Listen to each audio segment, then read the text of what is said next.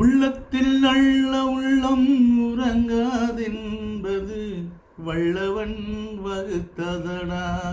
விருச்சகம் வருவதை எதிர்கொள்ளடா.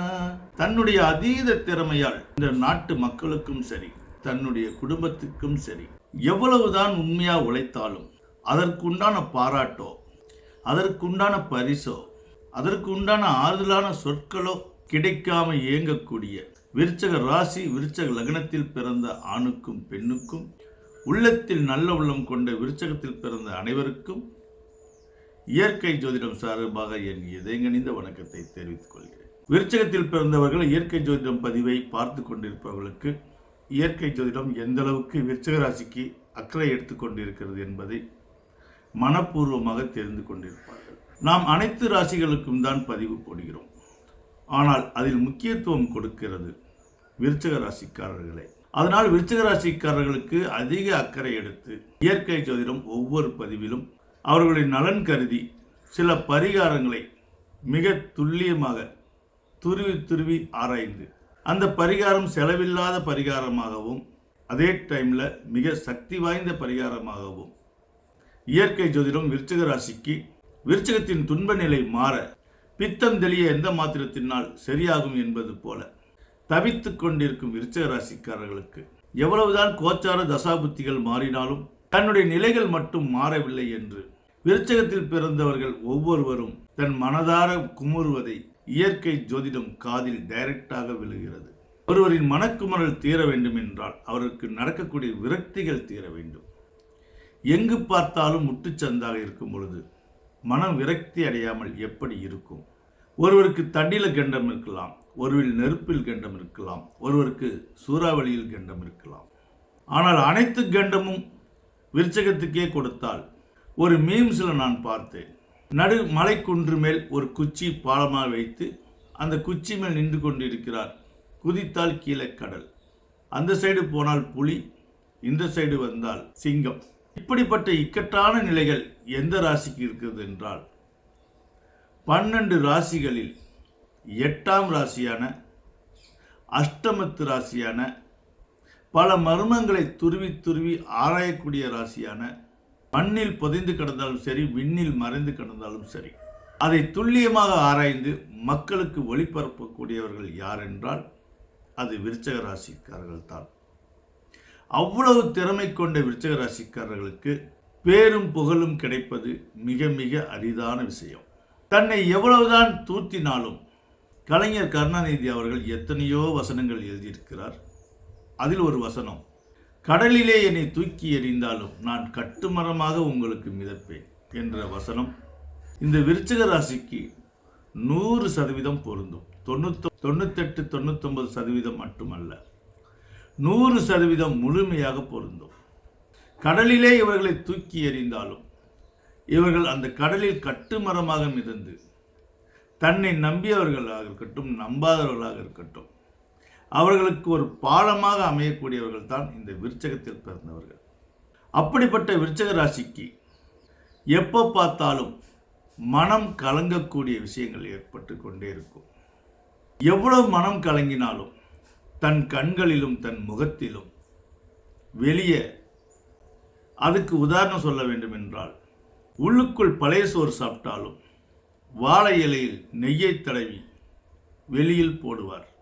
ஏனென்றால் தான் பட்ட கஷ்டம், தான் பட்ட துன்பம் மற்றவர்கள் ஒரு ஏளனமாக பார்த்துடக்கூடாது. தான் எவ்வளவுதான் கஷ்டப்பட்டாலும் கந்தையானாலும் கசக்கி கட்டு என்று சொல்வார்கள். அதேபோல் தன்னுடைய மனதுக்குள் எவ்வளவுதான் கஷ்டங்கள், துயரங்கள் இருந்தாலும் இழித துணியானாலும் அதை துவைத்து நீட்டாக ட்ரெஸ் பண்ணக்கூடியவர்கள். இந்த விருச்சகத்தில் பிறந்தவர்கள் 27 வயது வரை தன்னை நீட் செய்து கொள்ள மாட்டார்கள், தன்னை ஒரு அலங்காரப்படுத்தி கொள்ள மாட்டார்கள்.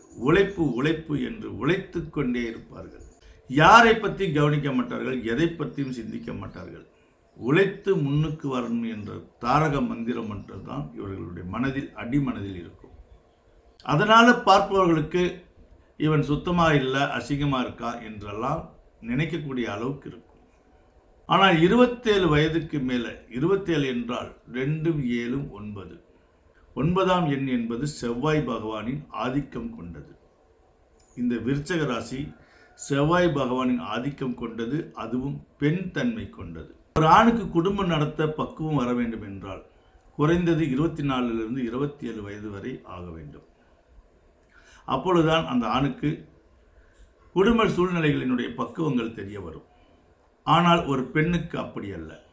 தன்னுடைய 8 வயதில் இருந்தே தன் தாய் தந்தைகளையும் தன் உறவினர்களையும் பார்த்து பார்த்து ஒரு பெண் வளர்வதால் பெண் குழந்தைகளுக்கு சிறு வயது முதலே குடும்ப அனுபவம் ஏற்பட்டுவிடும்.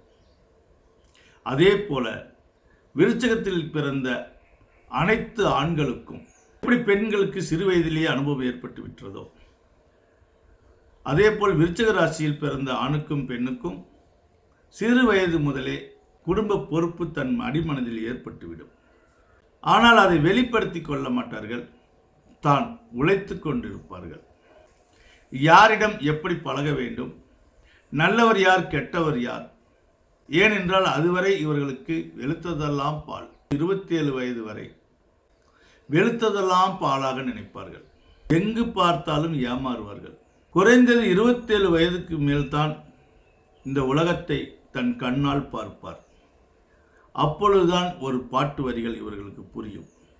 உள்ளம் என்பது ஆமை, அதில் உண்மை என்பது ஊமை, சொல்லில் வருவது பாதி, நெஞ்சில் தூங்கி கிடப்பது நீதி. எவ்வளவோ உண்மைகளை, எவ்வளவோ கஷ்டங்களை, எவ்வளவோ தரித்திரங்களை கடந்து வந்து கொண்டே இருப்பார்கள். உண்மையை எடுத்துச் சொல்வதற்கு இவர்களுக்கு சரியான வாக்கியங்கள் கிடைக்காது. விருச்சகத்தில் பிறந்தவர்கள் அநேகம் பேருக்கு சில நேரங்களில் மௌனமாக இருக்க வேண்டிய சூழ்நிலை ஏற்படும். சில நேரங்களில் கண்ணிருந்தும் குருடராக நடந்து கொள்ள சூழ்நிலை ஏற்படும். பல நேரங்களில் உண்மையை பேச முடியாத நிலைகள் ஏற்படும். இவர்களை கிரக நிலைகள் ஒரு முட்டுக்கட்டுக்குள்ளேயே வைத்திருக்கும், ஒரு முடிச்சு போட்ட மாதிரியே வைத்திருக்கும். யார்கிட்ட பகைச்சிக்க கூடாது என்று இருப்பார்களோ அவர்கள் மெயினாக இவர்களை பகைத்துக் கொள்வார்கள். ஒரு நிறுவனத்துக்கு வேலைக்கு செல்லுகிறோம் என்றால் அந்த நிறுவனத்தின் லீடர் இவர்களை பகைத்துக் கொள்வார்கள், அல்லது அந்த லீடர்கிட்ட இவர்களை பற்றி கூட இருக்கிற சக நண்பர்கள் ஏதாவது ஒன்று இவன் அப்படி இவன் இப்படி என்று தவறுதலாக சொல்லிவிடுவார்கள். அவர்கள் தவறாக புரிந்து கொள்வார்கள். இவர்கள் சாதாரண ஒரு வியாபாரியாக இருந்து ஒரு இடத்தில் அவர்கள் ஒரு சைக்கிள் வைத்தோ அல்லது தள்ளுவண்டி வைத்தோ ஏதோ ஒரு சின்ன பெட்டி போட்டோ வியாபாரம் செய்து கொண்டு இருந்தாலும் அந்த இடத்து ஏரியா கவுன்சிலராக அல்லது யாராவது அந்த இடத்துல ஒரு மதிப்புக்குரியவங்களாக இருக்கிறவங்கக்கிட்ட இவங்களை பற்றி இவங்க மூஞ்சிக்காரங்க, இவங்க அப்படி செஞ்சிருவாங்க இப்படி செஞ்சிருவாங்கன்னு தேவையில்லாத பயத்தை உண்டு பண்ணிடுவாங்க கூட இருக்கிறவங்களோ அல்லது தெரியாத முகங்களோ. அதனால் அவர்கள்ட்ட நல்ல பேர் வாங்குறதுக்கு இவர்கள் ரொம்ப சிரமமாக இருக்கும்.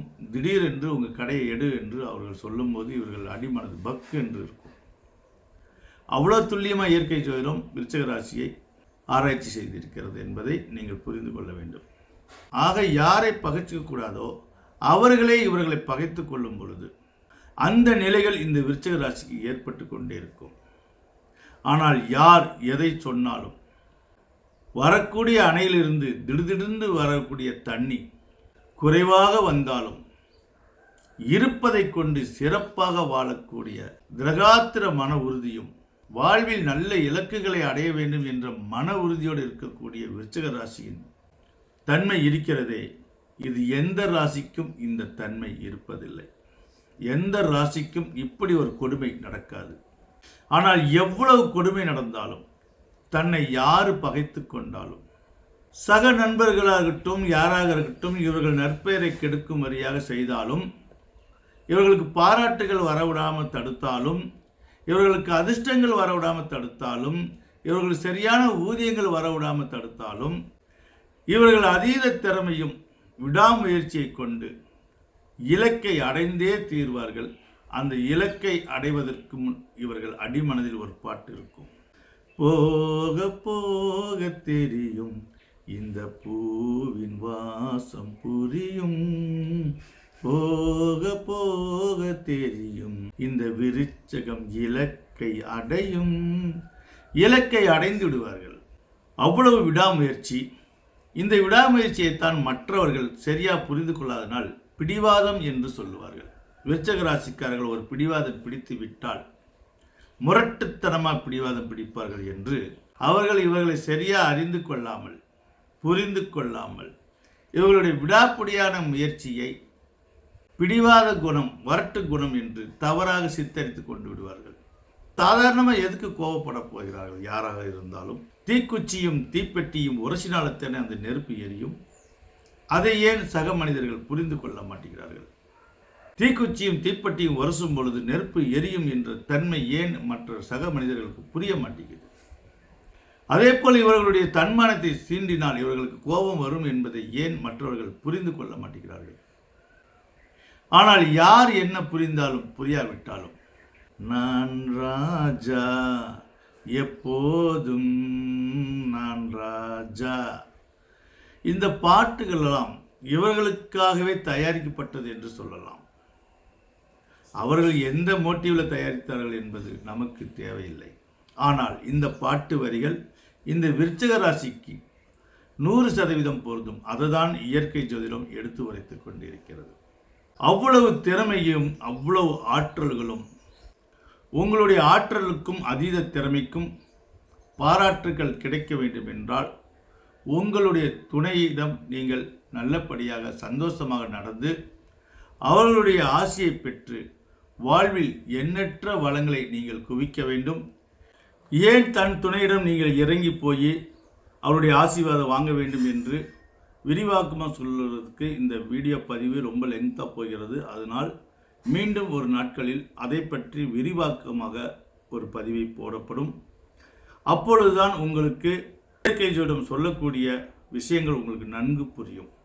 இதை பற்றி இன்னொரு பதிவில் பார்ப்போம். இன்றைய நாள், இன்றைய நிமிடத்தில் இருந்து உங்களுடைய நல்ல நேரம் கவுண்டிங் ஸ்டார்ட் ஆகிறது.